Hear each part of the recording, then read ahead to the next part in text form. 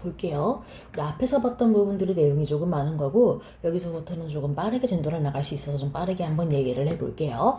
자, 봅시다. 마침내로 들어갑시다. 이것도 그냥 마침내라고 적어주시면 되는 거고요. 자, 그 다음으로 갈게요. 제입니다. 요거 지금 현대국어로 바꾸면 저의가 되겠죠. 자, 저의를 분석을 해보면 형태소 분석이죠. 저는 대명사죠. 나를 가리키는, 그죠? 대명사고요.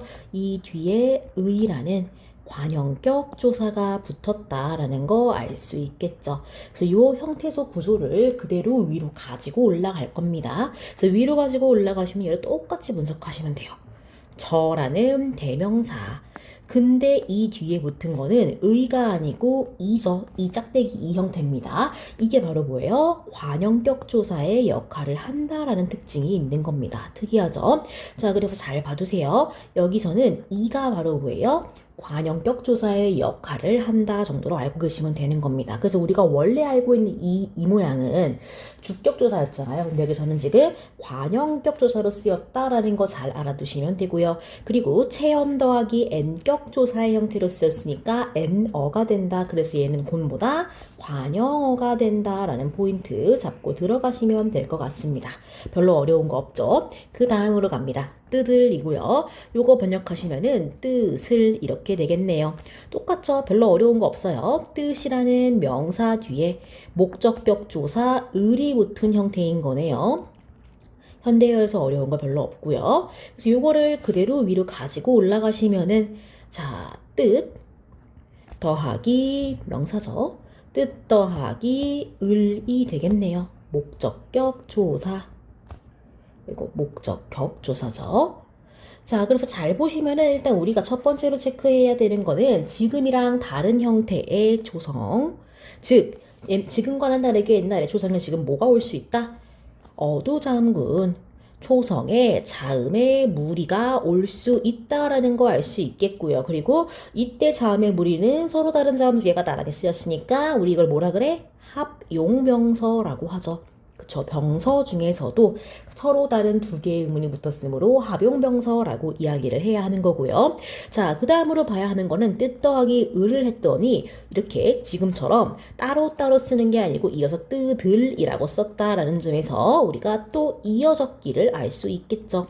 이어적기 다른 말로 하면 연철이고요. 이어적기 연철이 됐다는 거는 표음주의가 원리로서 적용이 되었다라는 것도 알 수 있겠네요. 알겠죠? 자, 그리고 하나만 더 봅시다. 보시면 우리 목적격 조사 잘 봐봐요. 이거 되게 중요한 포인트니까 한번 따로 풀어줄게요. 중세국어의 목적격 조사입니다. 중세국어에 쓰이는 모든 조사는 잘 봐두시는 게 좋아요. 자, 일단은 지금이랑 똑같이 을을 다 쓰입니다. 그래서 지금도 을과 를을 나누는 기준은 뭐예요? 앞에 붙는 체언에 받침이 있냐 없냐인 거죠. 그래서 앞말에 만약에 받침이 없어. 예를 들면 앞말 체언이 조사라고 쳐요. 그럼 그 조사 뒤에 을이부터 을이부터 조사를 이렇게 해야 되는 거지. 그래서 이 뒤에 어때요? 앞에 있는 체언에 받침이 없으면, 즉 앞말에 받침이 없어. 다른 말로 하면은 모음으로 끝나. 그렇게 된다면은 뭘 써야 돼? 우리는 르를 써야 한다는 겁니다. 근데 반대로 앞말에 받침이 있어요. 즉 자음으로 끝나. 그러면은 어떻게 돼? 자음, 을 이렇게 되는 거니까 을을 써야 돼. 여기까지 현대랑 똑같아요.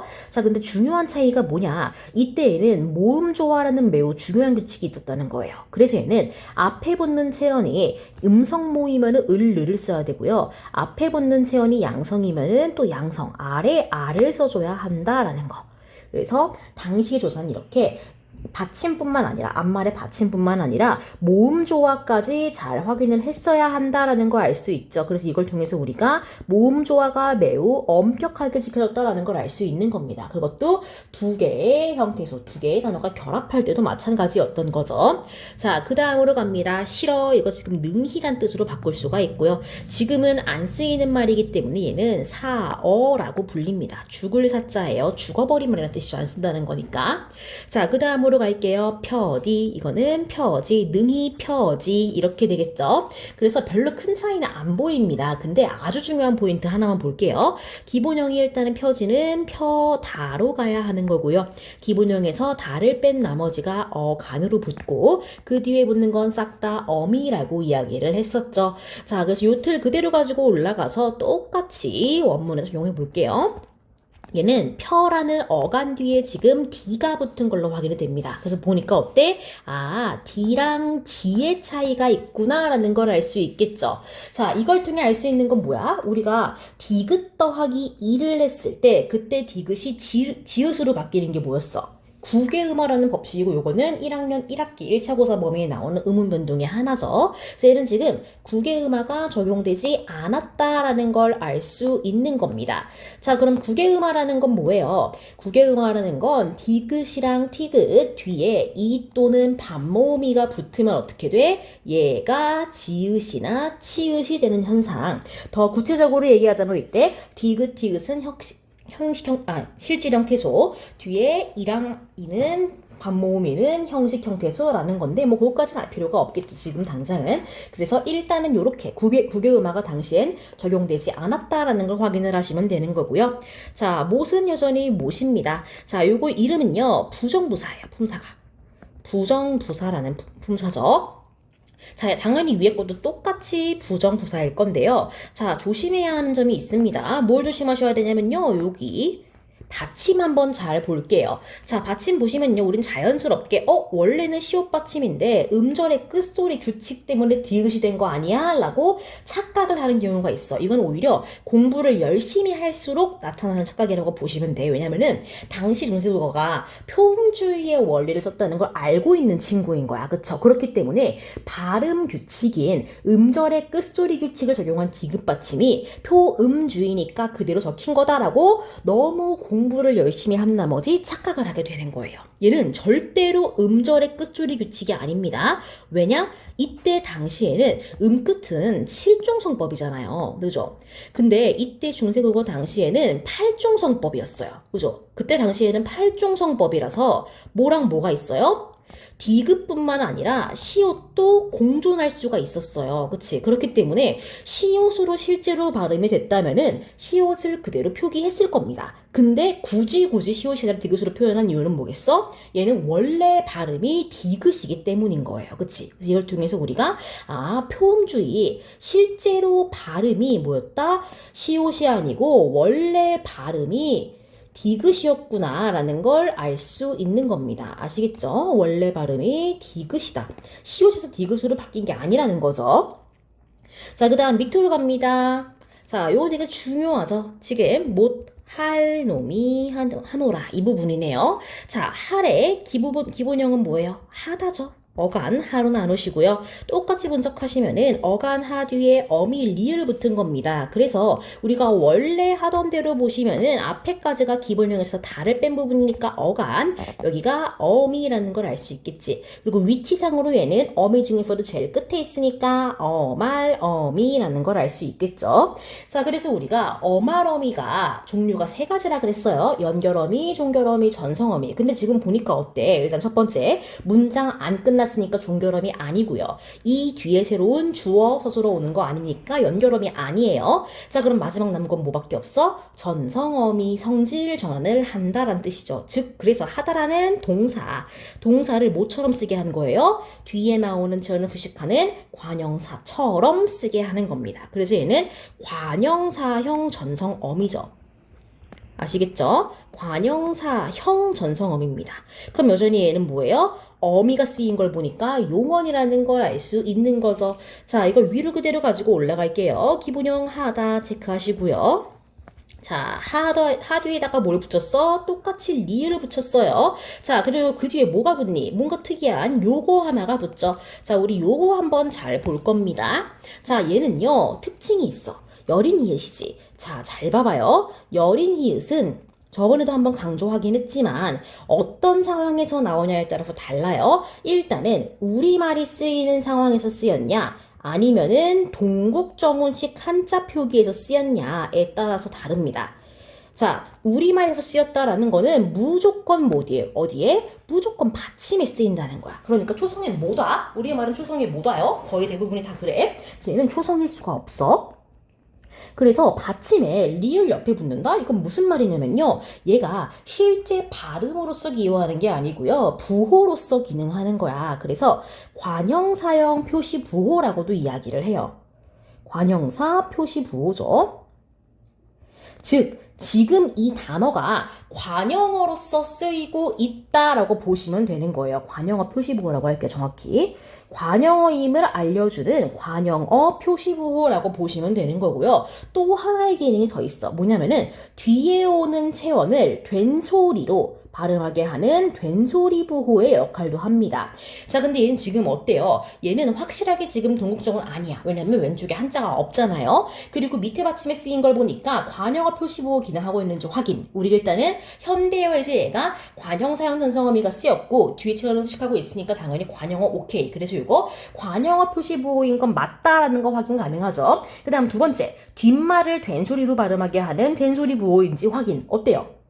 아니죠. 우리 어떻게 니은 된소리를 말할 건데 안 되지. 얘는 지금 그래서 된소리 부호로서의 기능은 못하고 있는 겁니다. 아시겠죠? 자, 그럼 만약에 우리말이 아니고 동국정원식 표기에 쓰인다면 어떨까? 일단은 초성에 오는 경우가 있어. 이건 실제로 그 발음이 이 여린 잇에 가깝다는 소리야. 그리고 종성에 오는 경우가 있는데요. 이때 종성은 반드시 어떻게 오냐면은 리을 여린 잇의 형태로 와요. 반드시 이 형태로. 그렇기 때문에 특히 뭐랑 주의해야 돼? 여기 나오는 관형어 표시부호랑 주의해야 할 필요가 있다. 이 종성에 오는 거는 뭐라 그랬어요? 이형보래라는 거라 그랬죠? 즉 히읗을 통해서 리을을 입성화하는 부호다라고 이야기를 했습니다. 즉 물리적으로 히읗을 통해서 목구멍을 막아서 소리를 짧게 만든다라고 얘기를 했었죠. 최대한 원음이랑 가깝게 표현하기 위한 노력이라고 생각하시면 될 것 같아요. 그렇기 때문에 우리가 이형보래랑 이 관형어 표시부호, 된소리 표시부호를 헷갈리지 않으려면은 이 앞에 한자가 있는지 없는지만 확인해 보시면 되겠죠. 자, 그 다음으로 갈게요. 노미입니다. 이거 실제로 놈이 아니고요. 지금으로 치면 사람이 이런 뜻인 거죠. 그래서 사람이라는 명사 뒤에다가 이라는 주격 조사를 더한 형태다라고 생각을 하시면 되는 겁니다. 그래서 분석하시면은 놈이라는 명사 뒤에 똑같이 이라는 주격 조사가 붙은 거 확인 가능하겠죠. 자, 이걸 통해 알 수 있는 거 첫 번째 뭐예요? 당연히 놈 더하기 이를 했더니 노미로 쭉 하나처럼 썼으니까 이어 적기 체크하셔야겠죠. 자, 그리고 뭘 또 봐야 하냐? 분명히 이때는 놈이라고 했는데 지금은 사람이라고 하네. 놈이라는 것의 뜻이 바뀌었다라는 거 좀 잘 봐둘게요. 자, 그래서 15세기에 놈은 사람을 가리키는 말이었어요. 근데 21세기의 놈은 뭐예요? 21세기의 놈이라는 거는 낮잡아 이르는 말이지. 사람의 비속어죠.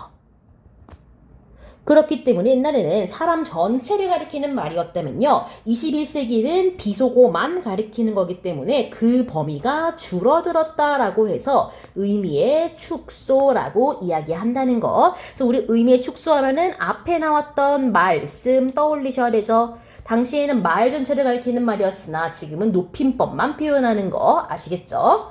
자, 그 다음 한이라. 이거 지금 하다라고 한 거 보니까 많다란 뜻인 거죠. 많으니라 이렇게 가야겠네요. 기본형은 많다로 가야 되는 거고요. 자, 한이라 기본형 뭐예요? 하다죠. 늘 조심하라고 했습니다. 하다는 봐봐요. 15세기에 하다는 많다라는 뜻이라고요. 자, 그러면은 21세기의 하다는 뭐다? 말 그대로 하다, 행동하다. 영어로 치면은 do의 의미다. 자, 그러면은 이 하다랑 같은 15세기의 하다는 뭐라고? 아레아의 하다다. 요렇게 잘 구분하시는 게 중요하다고 얘기를 했습니다. 자, 그 다음으로 한번 넘어가 볼게요. 자, 그 다음으로 바로 넘어가시면요. 또 나옵니다. 네, 이거 그냥 네라고 해석하지 마시고요. 내가 라고 해석하세요. 자, 내가 분석하시면요. 네, 라는 대명사. 이게 왜 대명사냐면은 실제로 내가 아니죠. 이거는 원래 나라고 쓰이고 싶었던 거야. 그래서 이거는 나의 변형이기 때문에 나라고 치는 겁니다. 그래서 나는 원래 대명사니까. 자, 내 더하기 가져가는 주격조사라는 걸 알 수 있고요. 그대로 위로 가져가시면 똑같아. 얘도 나라는 대명사.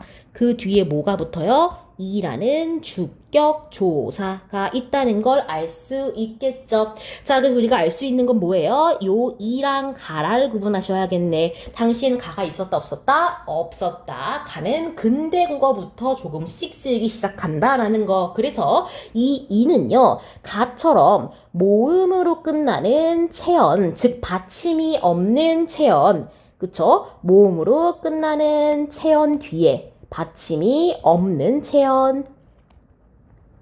그쵸? 체언이면서 또 뭐 해야 돼요? 또 이가 아니어야 돼. 모음으로 끝나는 체언인데 그 중에서도 이로 끝나지 않아야 돼. 이로 끝나지 않는 체언일 때 이 뒤에 얘가 붙는다라고 생각하셔야 되죠. 그래서 이로 끝나는 체언이라면 영형태라고 했습니다. 자, 그 다음 이를 똑같이 이를 적어주시면 되고요. 자, 이라는 대명사 뒤에 지시대명사를 정확히는 그 뒤에 르리, 아이고 얘는 아래가 아니지, 르리 붙었습니다. 그래서 목적격 조사 체크하시면 되는 거고요. 자, 이 위로 한번 가져가 볼게요. 똑같이 이라는 대명사 쓰일 거고요. 그 뒤에 뭐가 붙어? 아래야 붙은 르리 쓰여요. 이때를도 목적격 조사인데 우리 아까 목적격 조사 얘기할 때 를 계열은 전부 다 앞말에 받침이 없을 때 쓰인다라고 이야기를 했고요. 그리고 아래야 르리냐 그냥 르리냐 구분하는 거는 모음 조화라고 이야기를 했죠. 근데 이때 이는 뭐예요? 중성이에요. 자, 중성은요, 그 뒤에 양성이 와도 되고 음성이 와도 돼. 모두 가능하죠. 그렇기 때문에 이렇게 중성이 뒤에는 뭐가 와도 다 오케이인 겁니다. 알겠죠? 자, 그 다음 위하야로 갈게요. 자, 현대어로 가시면은 위하여라는 거 알 수 있고요. 기본형은 위하다라는 거. 자, 그래서 어간 끊으시고요. 위하라는 어간 뒤에 여가 붙은 형태다라는 거 알 수 있겠죠. 자, 근데 우리가 잘 생각해봐, 얘들아. 모음 조화가 현대국어에서는 엄격하지가 않잖아. 근데 잘 지켜질 때가 두 개가 있다 그랬어요. 뭐냐? 첫 번째로는 음성상징어. 근데 음성상징어는 깡충깡충이라는 예시 때문에 100%는 아니라고 했어요. 그리고 용언의 활용을 할 때 어간과 어미를 엔간하면 모음 조화를 맞춘다고 했죠. 자, 그럼 어간 지금 어때? 누가 봐도 양성으로 끝났잖아. 그치? 그럼 이 뒤에도 어떻게 해야 돼? 양성으로 끝나야 하는데 지금 뭐가 숨겨져 있어? 어가 숨겨져 있지. 이거 지금 뭐예요? 이거는 지금 음성 모음이 쓰인 상황이야. 그래서 우리가 이게 깨진 거야. 왜 깨진 거냐? 원래는 지키는 게 맞아요. 그래서 원래는 모음 조화 지켜야 돼. 용언의 활용은, 그쵸? 용언의 활용에서는 원래 모음 조화를 지켜요. 그런데 얘는 왜 깨진 거야? 얘는 여불규칙 때문에 깨진 거예요. 여불규칙으로 인해 깨진 겁니다. 자, 여불규칙이라는 게 뭐야? 이거는 하다라는 용언일 때만 해당하는 거야. 하다라는 용언 뒤에 내가 모음으로 시작하는 어미를 붙이잖아? 그럼 걔는 아가 아니라 여가 된다 라고 생각하시면 돼요. 이걸 여불규칙이라고 불러요. 어미가 불규칙적으로 활용되는 거야. 그래서 여불규칙이라는 이름이 붙는다. 그래서 보시면요, 얘도 똑같아요. 얘도 보시면은 요거죠. 분석하시면은 이렇게. 얘도 보시면 어때? 모음 조화 엄격하게 지키고 있는 거 보이시죠? 얘는 그래서 모음 조화 잘 지킨 상태다 라는 거 체크하시고요. 그리고 또 뭐 체크해야 돼? 동국정운식 한자 표기 체크해야 되죠. 자, 동국정운식 한자 표기의 특징은 뭐야? 첫 번째, 한자 왼쪽, 왼쪽. 그리고 두 번째, 그 음에서 만약에 받침이 없다면은 뭐 한다? 그 빈자리, 받침 자리, 종성 자리에다가 예뻐 보이라고 형식적인 종성 하나 넣어준다는 게 특징이죠. 자, 우리 이거 위하여라고 발음하지 윙하여라고 발음 안 하잖아요. 그러니까 이건 당연히 어때? 발음이 안 되는, 원래는 위인데 발음이 안 되니까 그 자리에 뭘 넣은 거야? 억지로 끼워준 형식 종성이다 라고 생각을 하시면 되는 겁니다. 아시겠죠? 별로 어렵지 않겠고요. 자, 그 다음으로 갑니다. 어여삐. 이거는 지금으로 치면 예쁘다 이런 뜻인데요. 어여삐는 원래 그렇죠. 근데 이때 당시에는 가엾이라는 의미로 쓰입니다. 가엾다라는 뜻이에요. 자, 그래서 분석을 해보시면 어떻게 되냐. 자, 가엾이라는 어간 뒤에다가 이가 붙은 형태인 거죠. 이때 이는 부사화 전미사입니다. 그냥 알아만 두세요. 자, 이걸 위로 그대로 가지고 올라가시면은 얘는 기본형이 뭐겠어? 어엿브다 입니다.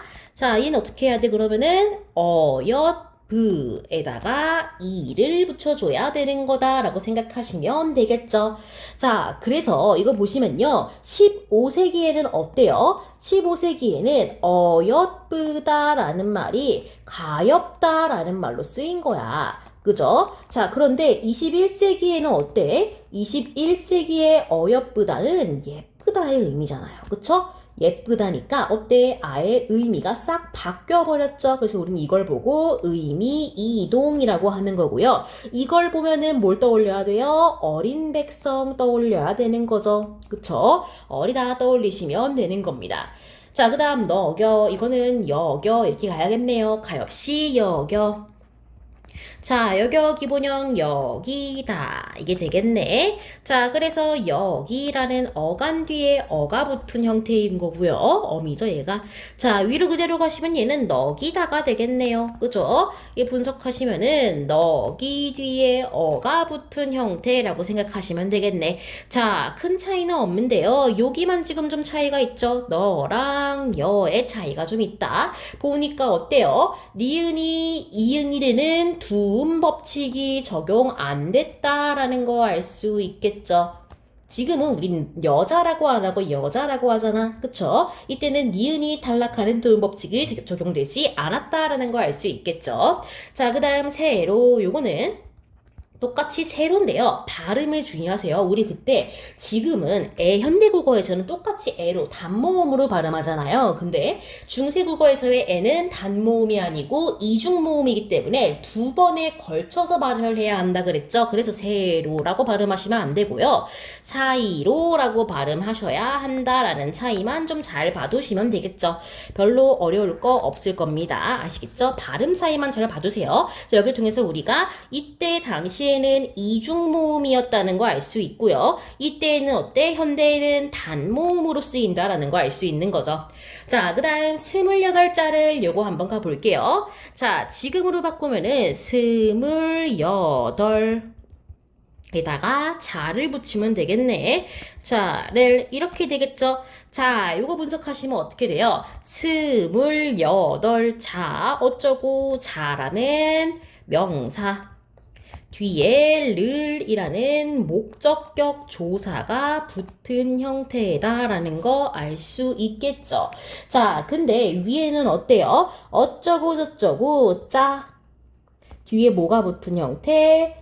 를이라는 목적격 조사가 붙은 형태. 자, 여러분 잘 한번 보세요. 우리가 일단은 이 자가 뭐예요? 동국정운식 표기라는 거 알 수 있어요. 자, 동국정운식 표기라는 건 무슨 말이니 얘들아? 만약에 우리가 실제 발음에서 받침이 없다면 그 자리를 뭐 해야 돼? 비워놓지 않고 형식종성을 넣어줘야 한다 그랬지. 자, 근데 우리가 이걸 누가 봐도 짱이라고 안 읽고 짜라고 읽잖아요. 그렇기 때문에 이 이응은 뭐야? 실제로는 발음이 안 되지만 모양 예뻐 보이려고 넣어놓은 형식종성이다라는 거 알 수 있겠죠? 발음이 안 돼. 그렇기 때문에 밑에 받침이 있는 걸로 인정돼야 한대. 받침이 있는 걸로 인정이 안 되죠. 그렇기 때문에 누가 쓰인 거야? 그렇기 때문에 이응이 아니고 리을이 쓰인 거야. 그 뒤에도. 만약에 이게 받침으로 인정이 됐다면요. 짱을 이렇게 해야 되는 거잖아. 그치? 근데 발음으로 인정이 안 돼서 받침이 없는 걸로 간주하고 짜를 이렇게 를 계열로 쓴 거 확인하셔야 되는 거죠. 그리고 기본적으로 또 뭐야? 요거 모음조화 지킨 거 확인하셔야 되고요. 자, 그리고 여기서 또 중요한 거 하나 더 있다, 얘들아. 뭐 있냐면 이거예요. 물이 되는 현상. 자, 옆으로 따로 배울게요. 원순, 모음, 화라는 현상인데, 여기선 지금 이게 안 돼 있는 거야. 알겠죠? 이게 뭐냐면은, 자, 물이 되는 현상이야. 은은 뭐예요? 은은 평순 모음이죠. 입이 어때? 평평하게 만들어지잖아, 입술이. 그쵸? 자, 그럼 물은 어때? 입이 가운데로 동그랗게 모아지죠. 이거 평순 모음화가 아니라 평순 모음이에요.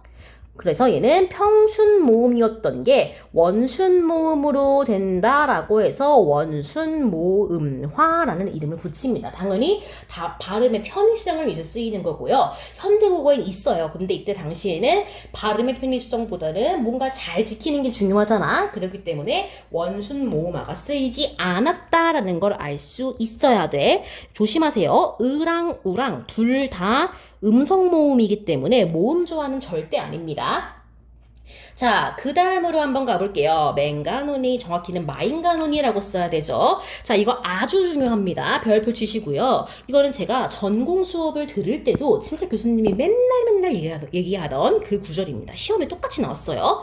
자, 바꾸시면 만드노니고요. 만드노니의 기본형은 만들다죠. 그렇게 되면은 어간은 만들에서 끊어야 되는 거고요. 자, 그래서 만들이라는 어간 뒤에 뭐가 붙어요? 노와 니가 붙는 게 현대국어의 형태다. 자, 여기서 중요한 건요. 현대국어의 형태가 아니야. 중세국어가 무조건 중요합니다. 자, 중세국어는요. 일단 기본형이 마인글다예요.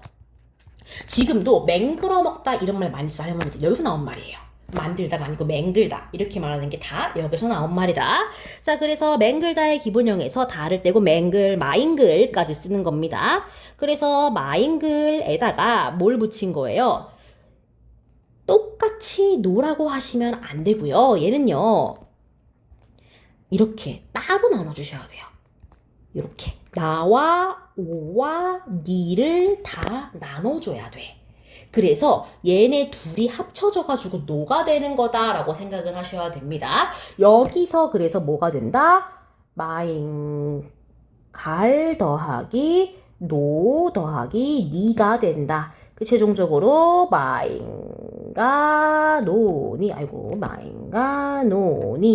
된다. 라는 거 확인하셔야 돼요. 일단은 외우시고 들어갈게요.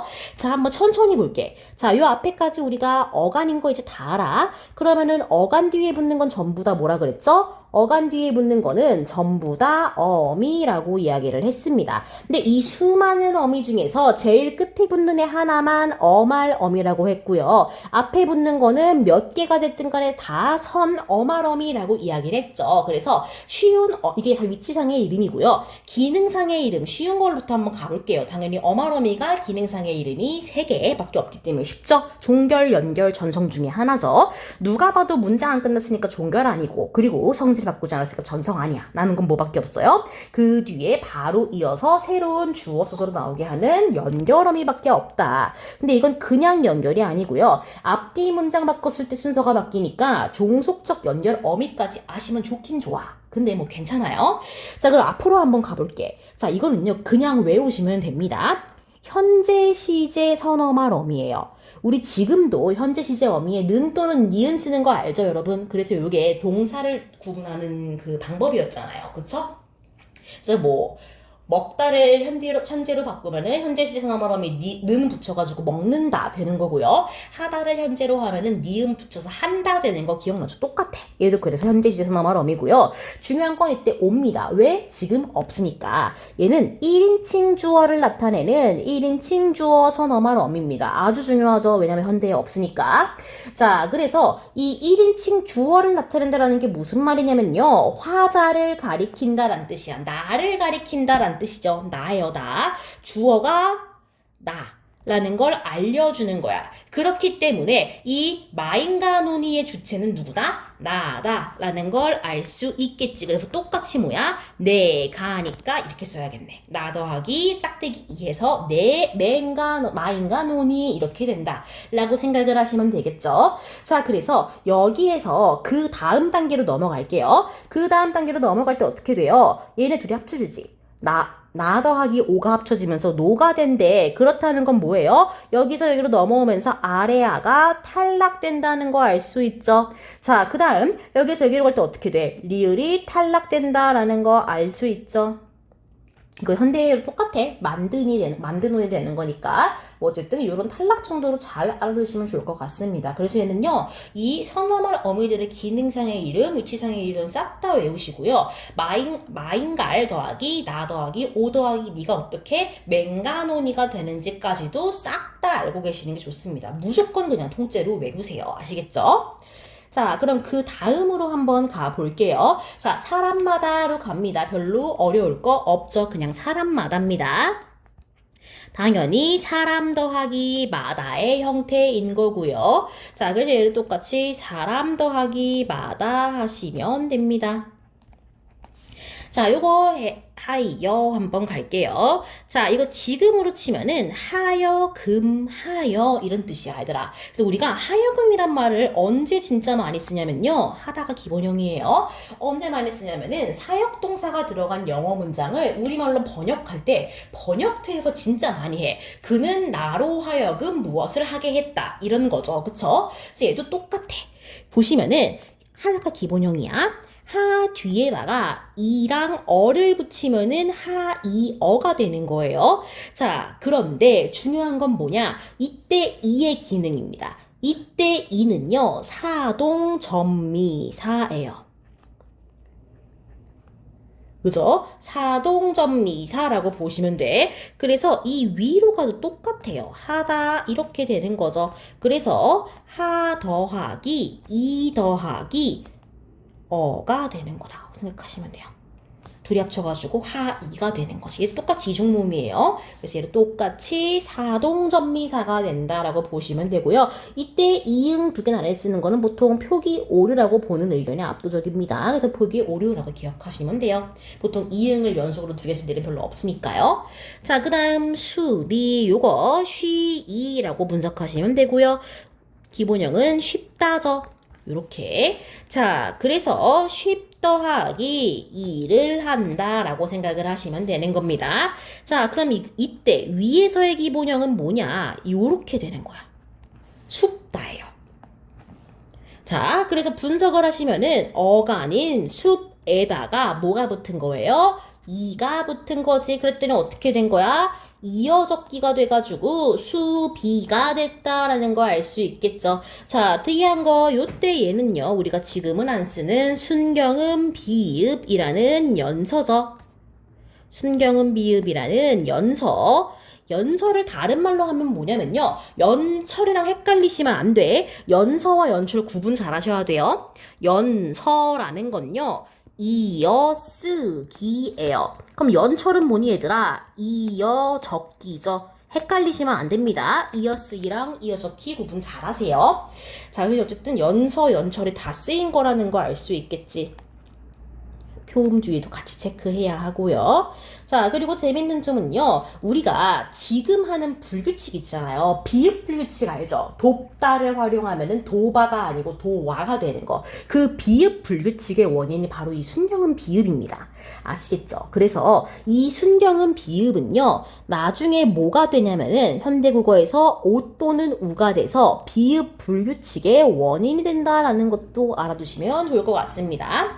자, 그 다음 니여. 자, 요거는 지금으로 치면 익혀가 됩니다. 그러니까 뭐 배운다 이런 뜻이죠.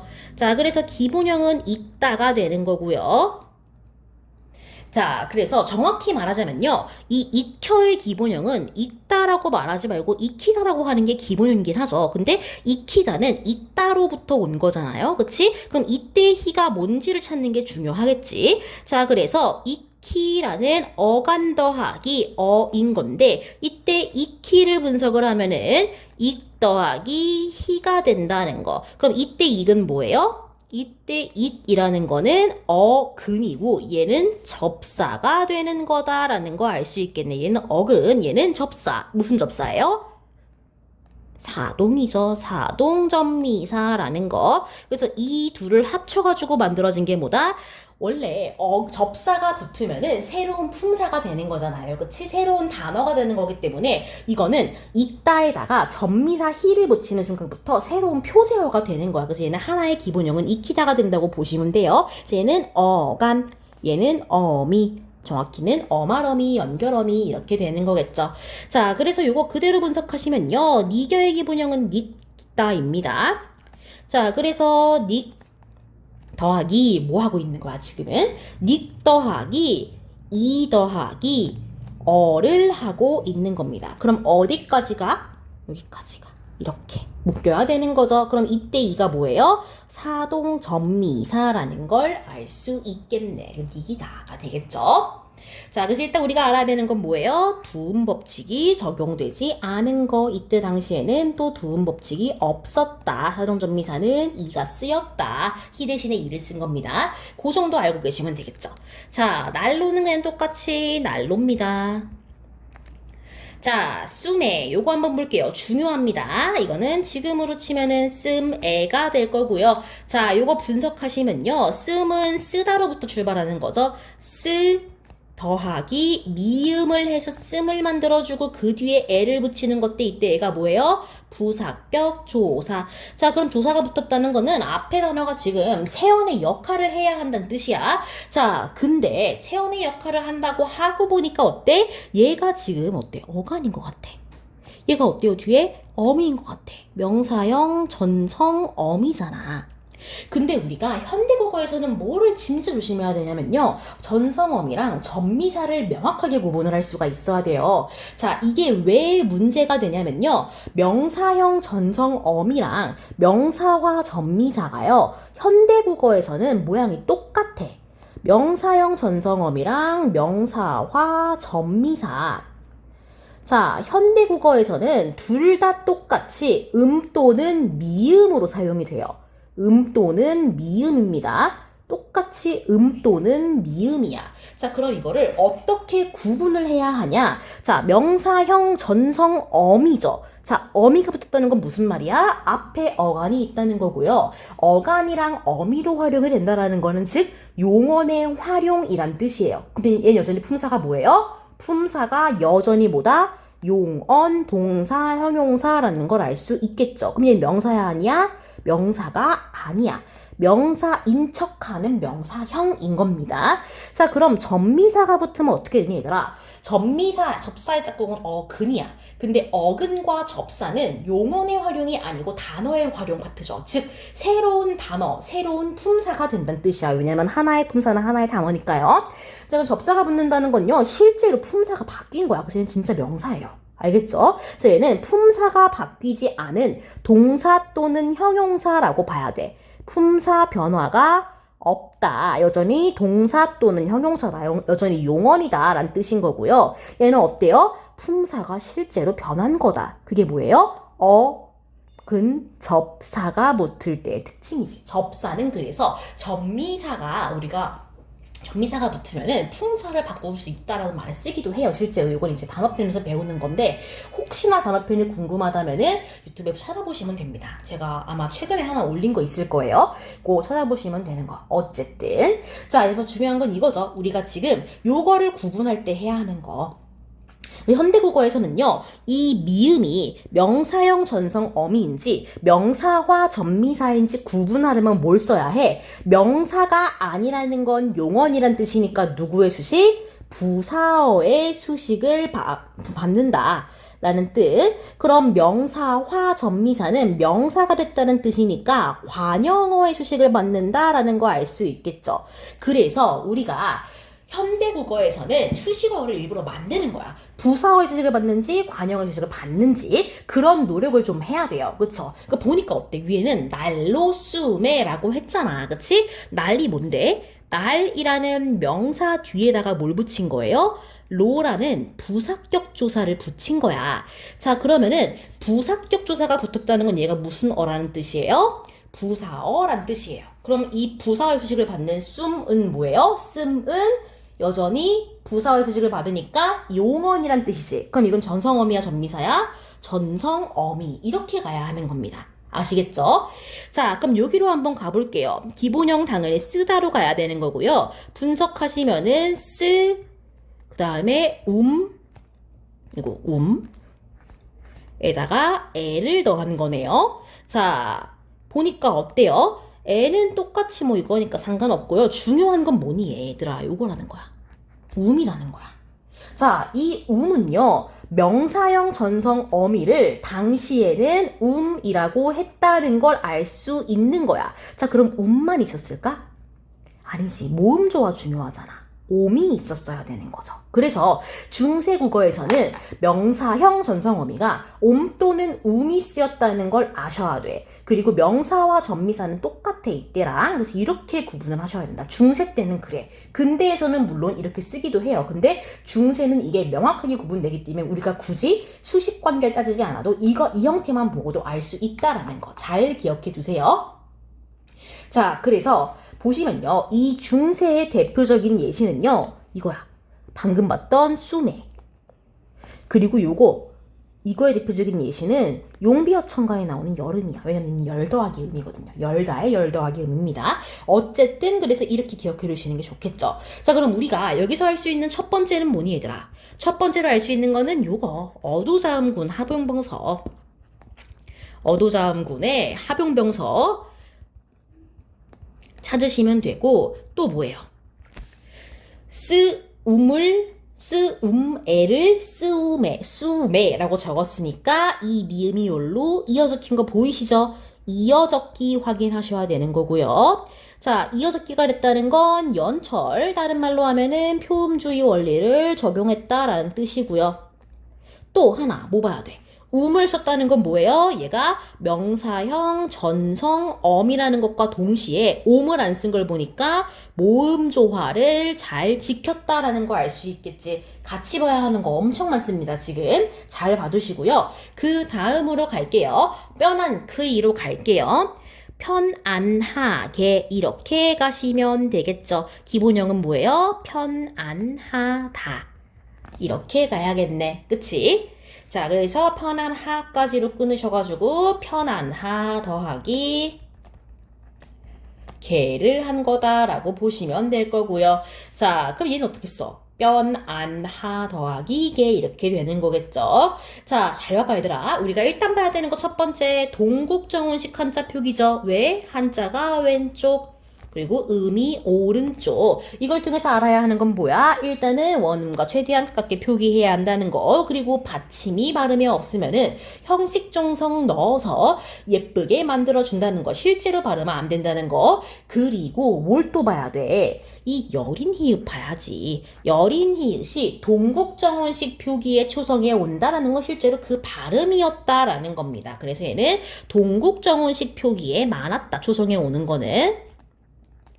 알고 계시면 되죠. 만약에 받침이 왔다면 뭐겠어? 이형보래야, 그치? 받침에 리을과 같이 왔다면 이형보래인 거고, 그쵸? 그럼 관형어 표시부호나 된소리 표시부호로서는 기능하기 어려웠겠죠. 왜냐면 얘는 동국정운식 한자음 표기잖아. 우리말 표기가 아니고. 아시겠죠?